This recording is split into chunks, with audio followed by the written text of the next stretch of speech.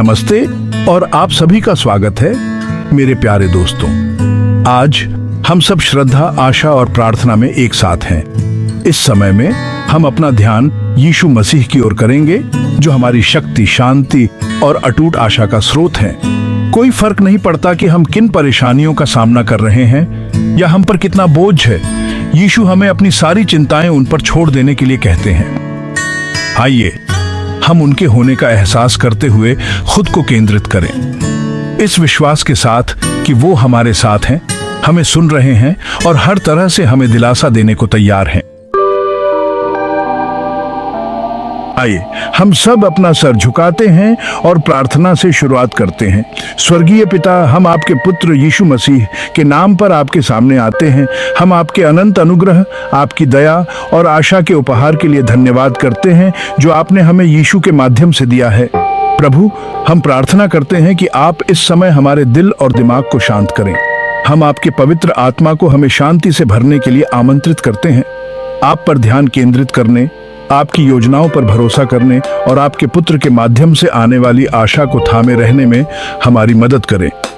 पिता, हम जानते हैं कि आप उन संघर्षों को देखते हैं जिनका हम सामना कर रहे हैं, चाहे वो स्वास्थ्य समस्याएं हों, आर्थिक बोझ हों या व्यक्तिगत चुनौतियां हों।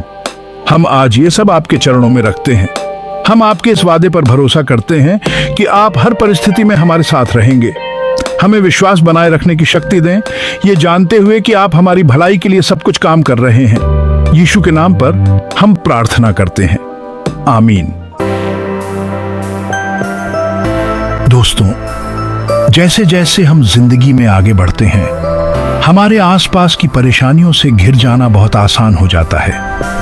हो सकता है कि आपको ऐसा लग रहा हो कि आप पूरी दुनिया का बोझ अपने कंधों पर उठा रहे हैं और सुरंग के अंत में रोशनी दिखाई नहीं दे रही है। लेकिन मैं आज आपको उस आशा की याद दिलाना चाहता हूं जो यीशु मसीह में है।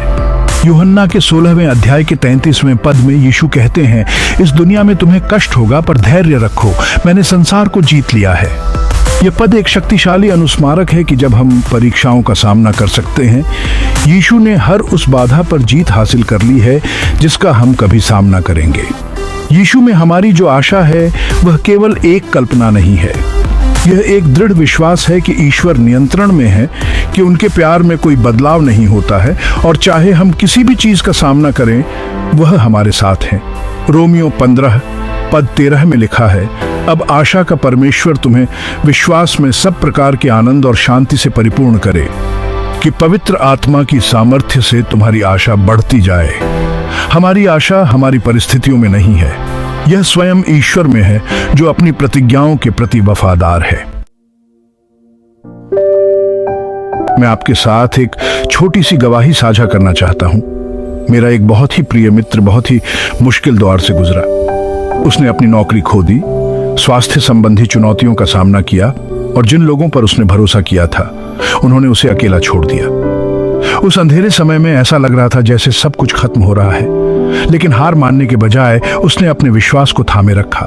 वो अक्सर कहा करता था, मुझे नहीं पता कैसे, लेकिन मुझे विश्वास है कि यीशु कोई ना कोई रास्ता बनाएंगे। और भगवान ने रास्ता बनाया, तुरंत नहीं, उस तरह से नहीं जैसी उसने उम्मीद की थी, लेकिन भगवान के सही समय पर। इस समय के दौरान उसने यीशु पर और भी गहराई से भरोसा करना सीखा और उसे ऐसी शांति मिली जो उसकी परिस्थितियों से परे थी। आज उनके पास आशा की गवाही है कि कैसे यीशु ने उनका साथ दिया जो असंभव लग रहा था। हो सकता है कि आप अभी किसी मुश्किल से गुजर रहे हों।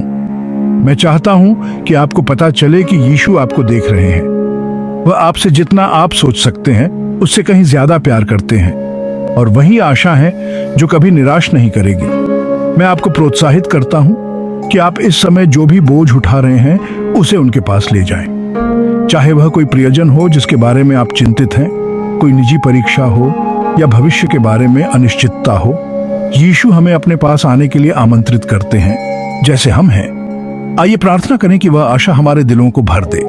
पिता, हम उन सभी के लिए प्रार्थना करते हैं जो आज संघर्ष कर रहे हैं। हम आपसे प्रार्थना करते हैं कि आप उन्हें शक्ति और शांति प्रदान करें, उनकी परिस्थितियों से परे देखने और आपकी अच्छाई पर भरोसा करने में उनकी मदद करें।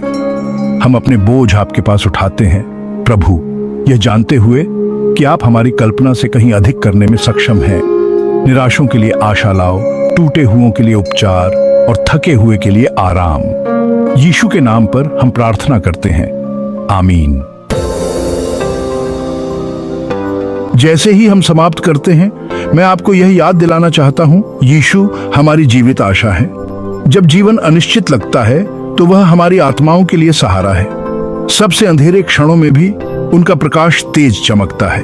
बाइबल हमें यशायाह 40:31 में बताती है, परंतु जो यहोवा की बाट जोहते हैं वे नया बल प्राप्त करते जाएंगे। वे उकाबों की नाई अपने पंख फैलाए उड़ेंगे। वे दौड़ेंगे और उकताएंगे नहीं, वे चलेंगे और थकित न होंगे। वे उकाबों की तरह अपने पंखों पर चढ़ेंगे। वे दौड़ेंगे और न थकेंगे, वे चलेंगे और बेहोश न होंगे। तो आज अपनी आशा उन पर रखें। कोई फर्क नहीं पड़ता कि आप किस दौर से गुजर रहे हैं, विश्वास करें कि उसके पास एक योजना है और वह तुम्हें कभी नहीं छोड़ेगा और न ही त्यागेगा। आइए एक अंतिम प्रार्थना के साथ समाप्त करें। स्वर्गीय पिता, हम आपके पुत्र यीशु मसीह के माध्यम से हमारे पास जो आशा है उसके लिए हम आपको धन्यवाद देते हैं। जैसे ही हम यहाँ से आगे बढ़ते हैं, हमें उस आशा को हर दिन अपने दिलों में रखने में मदद करें। हमारे विश्वास को मजबूत करें, हमारी आत्माओं को नवीनीकृत करें और हमें आपके निरंतर प्रेम की याद दिलाएं। हम आप पर अपना भरोसा रखते हैं, ये जानते हुए कि आप वफादार हैं। हम ये सब यीशु के नाम पर मांगते हैं, आमीन। आज मेरे साथ जुड़ने के लिए धन्यवाद। भगवान आप पर कृपा करें और आपके जीवन को अपनी शांति और आशा से भर दें।